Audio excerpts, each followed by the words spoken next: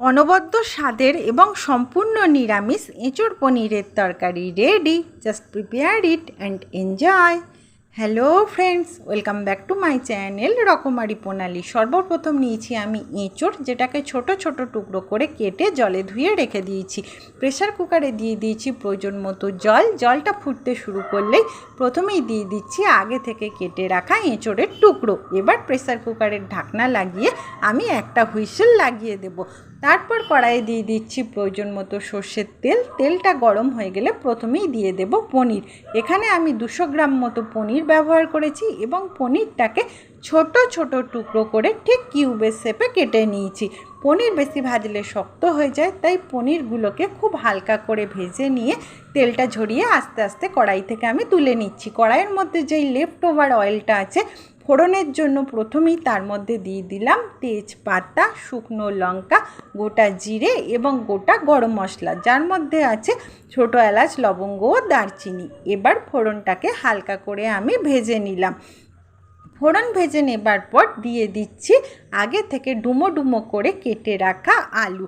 এখানে আমি 2টো আলু ব্যবহার করেছি। আলুগুলো হালকা ব্রাউন করে ভাজা হয়ে গেলে দিয়ে দিচ্ছি প্রয়োজন মতো আদা বাটা, হলুদ গুঁড়ো, জিরে গুঁড়ো, ধনে গুঁড়ো এবং কাশ্মীরি রেড চিলি পাউডার। একটা টমেটোকে ছোট ছোট টুকরো করে আমি মিক্সিং গ্রাইন্ডারের মধ্যে ভালোভাবে ফাইন পেস্ট বানিয়ে নিয়েছি।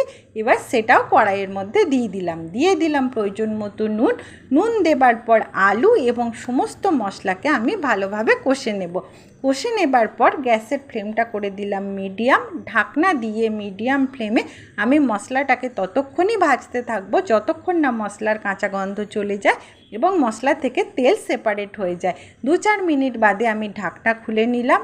আলু এখন সম্পূর্ণভাবেই বয়েল হয়ে গেছে, তেলও সেপারেট হয়ে গেছে এবং মশলার কাঁচা গন্ধও চলে গেছে। দিয়ে দিচ্ছি আগে থেকে সেদ্ধ করে জল ঝরিয়ে রাখা এঁচোড়।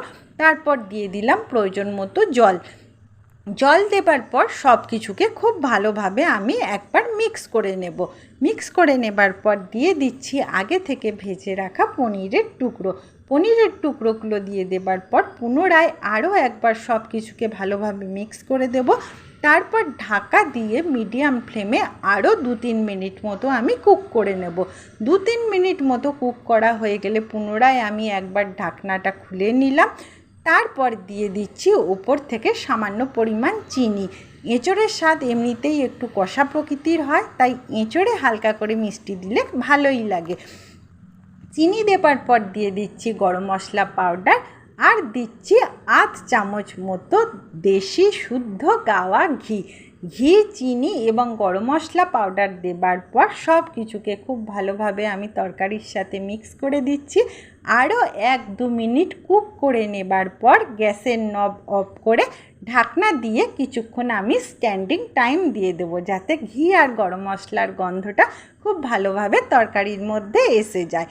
কিছুক্ষণ স্ট্যান্ডিং টাইম দেবার পর চলে এসছে সার্ভ করার পালা। প্লেটের মধ্যে দিয়ে দিয়েছি গরম ভাত আর সাথে দিয়েছি এঁচোড় পনিরের সম্পূর্ণ নিরামিষ এবং অনবদ্য স্বাদের তরকারি।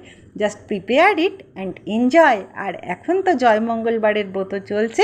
জয়মঙ্গলবারের ব্রতর দিনে এই নিরামিষ রেসিপি আপনারা ট্রাই করতেই পারেন।